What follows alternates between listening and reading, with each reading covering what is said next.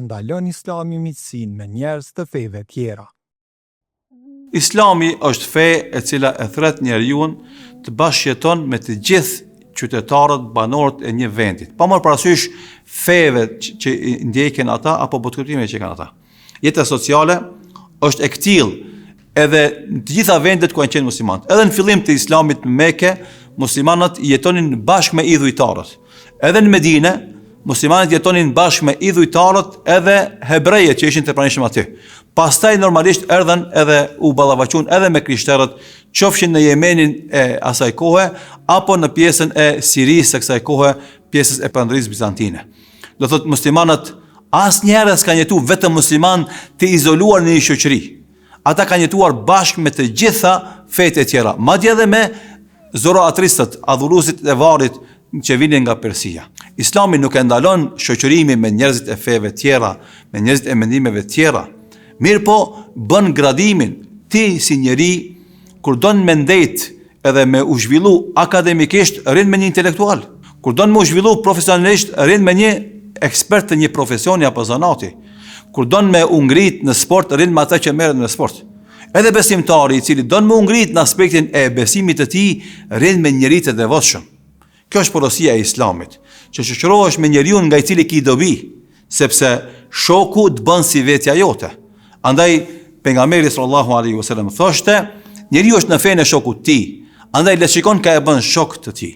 Kjo nuk e përjashton mundësinë me ndet edhe me të tjerët, sidomos besimtarin i cili është i paluhatshëm parimet e besimit të tij dhe ka energji pozitive dhe e ndan atë energji pozitive edhe tek rrethi ku jeton ai.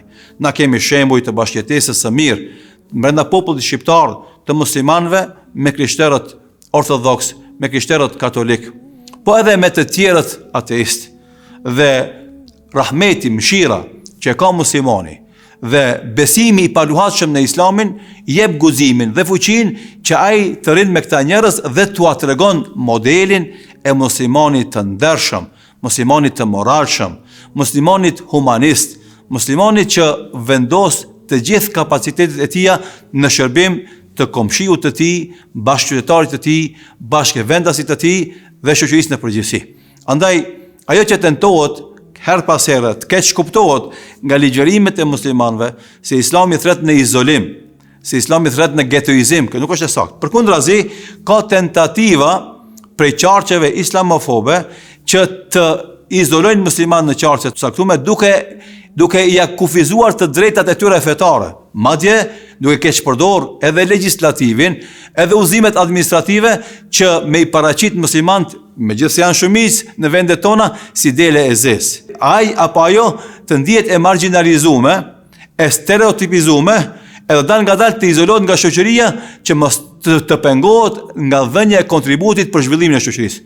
Fatmirësisht, na kemi shembuj shumë të mirë për djemve dhe vajzave muslimane të cilat kanë arrit suksese të larta në aspektin akademik dhe japin kontribute jo vetëm brenda kombit shqiptar, anën mban botës ku ata veprojnë siç është rasti me do thot ekspertën e mjekësisë do thot në Itali, pastaj në Evropë, vende tjera të ndryshme, e kështu ne si musliman shoqërohemi me të gjithë, ofrojmë modelin e muslimanit të mirë, pengojmë stereotipizimin, pengojmë marginalizimin dhe normalisht njëkohësisht e shfrytëzojmë rastin për t'ia ofruar Islamin si zgjidhje e cila jep e para rahati mentale, intelektuale, psikologjike, pastaj jep kënaqësi shpirtërore dhe lumturi shpirtërore, pastaj jep shpresë që ai me vazhdu jetën me gjithë këtyre situatave shumë të vështira politike, ekonomike, gjeopolitike, diplomatike, të cilat mbretërojnë në vendet tona, por Islami gjithë neve na jep optimizëm edhe vullnet që na me vazhdu me kontribu për me e ngrit popullin ton në aspektin intelektual, në aspektin moral, normalisht pastaj në aspektin e produktivitetit dhe jo vetëm na të fitojmë, po të fiton e gjithë shoqëria, normalisht fiton edhe shteti ku jetojmë na. Kështu që nuk pengohet shoqërimi me të tjerët, përkundazi do thotë na kemi nevojë të përfitojmë prej përvojave të gjithëve dhe të kontribuojmë në kultivimin, në përhapjen e përvojave tona tek ata që jetojnë me ne.